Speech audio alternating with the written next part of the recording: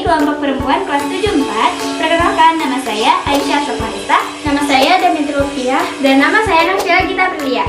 Saya absen 3, Saya absen 8. dan saya absen 23. Pada video pembelajaran kali ini, kita akan menjelaskan bumi, bulan, dan komet. Langsung aja kita ke penjelasannya.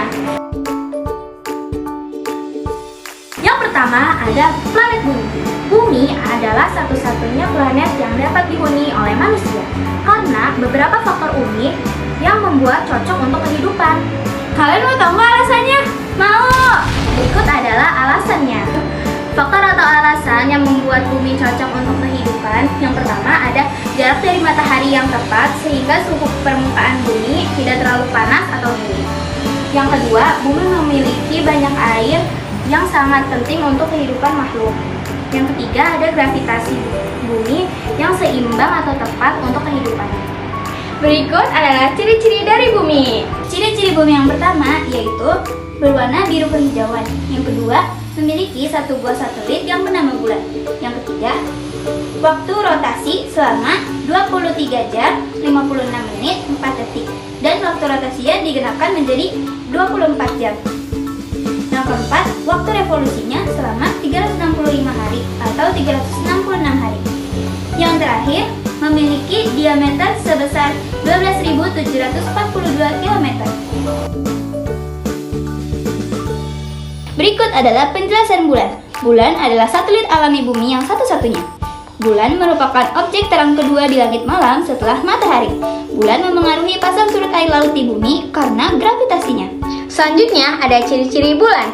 Di sini ada ciri-ciri bulan. Yang pertama, bulan itu tidak memiliki cahayanya sendiri. Jadi, cahaya yang diterima bulan itu dari pantulan sinar matahari. Tetapi, bulan tidak selalu bercahaya sepenuhnya dikarenakan bulan memiliki fase yang banyak. Fase bulan tersebut terjadi dikarenakan posisi bulan yang mengelilingi bumi atau berevolusi selama sebulan. Sehingga, cahaya yang terlihat di langit malam berbeda-beda bentuk bulannya. Dan, jika sudah memasuki fase bulan baru, bulan tidak memiliki cahaya karena posisi bulan yang terletak di antara bumi dan matahari, sehingga di bumi tidak ada cahaya bulan. Yang kedua, permukaan bulan berbatu dan berlubang.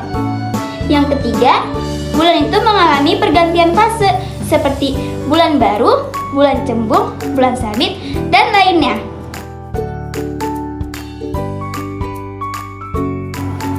Yang pertama ada fase bulan baru. Fase bulan baru terjadi pada hari pertama ketika bulan berada di posisi 0 derajat. Pada fase ini, bulan yang menghadap ke bumi tidak menerima cahaya matahari, sehingga bulan tidak dapat dilihat dari bumi. Yang kedua ada fase sabit muda.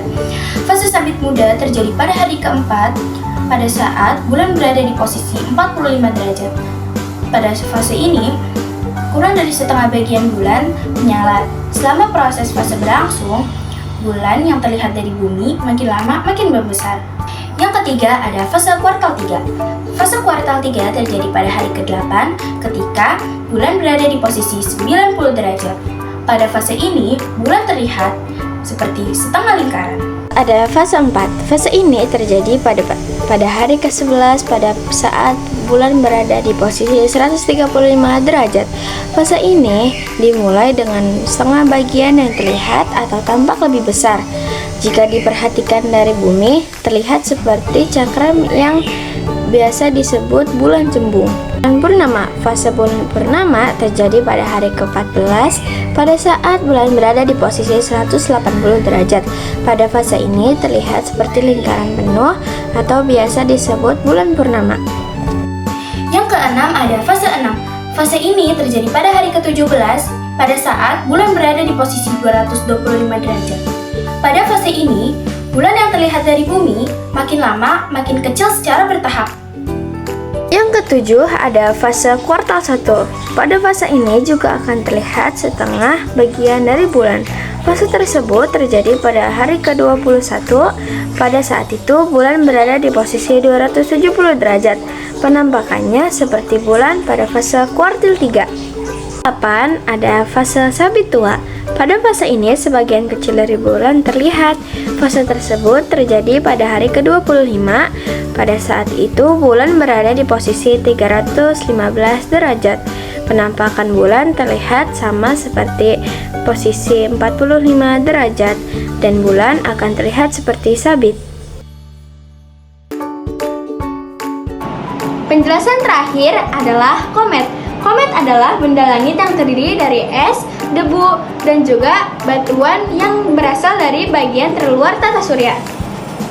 Komet sering disebut bintang berekor karena saat dekat matahari ia memancarkan cahaya dan membentuk ekor yang menjulur jauh ke angkasa. Berikutnya adalah ciri-ciri komet. Yang pertama, memiliki ekor yang terang. Yang kedua, orbitnya lonjong atau elips. Yang ketiga, ukuran intinya kecil. Yang keempat, berasal dari bagian terluar tata surya.